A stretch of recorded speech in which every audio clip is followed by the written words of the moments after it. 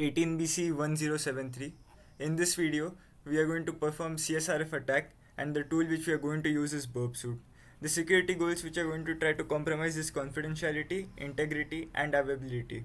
In confidentiality, we are going to have access to the password information that the user is sending, and hence we are able to see sensitive data, so confidentiality is compromised. We'll be changing the password, so integrity will also be compromised, and since we will be changing the password, the user will not have access to the account, hence we are compromising availability as well. The steps which we are going to follow: the first step is to set up proxy configuration. So we are going to go in our browser, we are going to go in our settings, network settings to be specific. Over here we are going to set the proxy configuration to manual. We are going to set up it at localhost and the port at 8080. The reason we are picking 8080 is because Burpsuite is running on port 8080. Now we have successfully set up the proxy configuration for Burpsuite. The next step is to turn intercept on. We'll go in Burpsuite, in proxy tab, intercept, and we'll turn on intercept simply. The next step is to intercept the request. Say this is our victim. The victim has already logged in and the victim is trying to change his password. So he's going to set up a new password. For now, let's say the password is Advay123.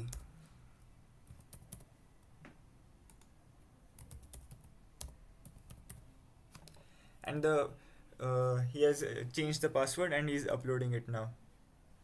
Now since we have turned on intercept, we have intercepted the request.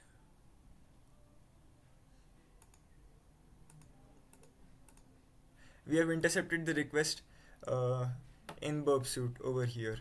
It is from the given IP address and this is the request that it is sending.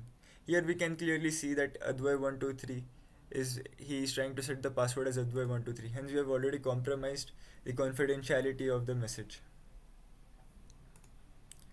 The next step is to send the request to repeater. For this we'll right click, send to repeater. This is the repeater page. It is going to show the request over here, response over here. We haven't sent anything from the repeater yet. Forward the intercepted request. So we'll go back to the proxy, go back to the intercepted request. This is the intercept on. We'll forward this. And now if the from user point of view, he is getting the page password changed successfully. And according to the user, the password change is Advay123.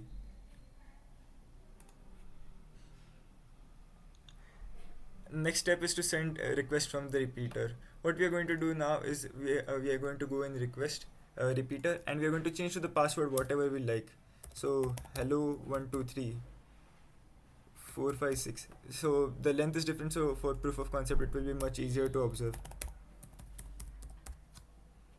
And what we are going to do is going to send this as mentioned in the steps. We'll get an HTML page as response. We will put it in render so it's much easier for us to see. And here it is showing that the password changed successfully. Now what we have actually done is we have changed the password without the knowledge of the user in an active session. So if the user logs out now,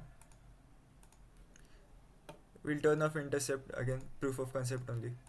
And from user point of view, the password was Advay123. So admin Advay123 login. And if we go to the page, it is showing us that the user is unable to log in. And the reason is because we have changed the password from the intercept from the repeater. And so if the user enters hello123 456, the password which we have changed later on, we should be able to see that the user is able to log in. Hence we have successfully managed to perform cross-site request forgery. We can use this page again whenever we like when the session is active. Thank you.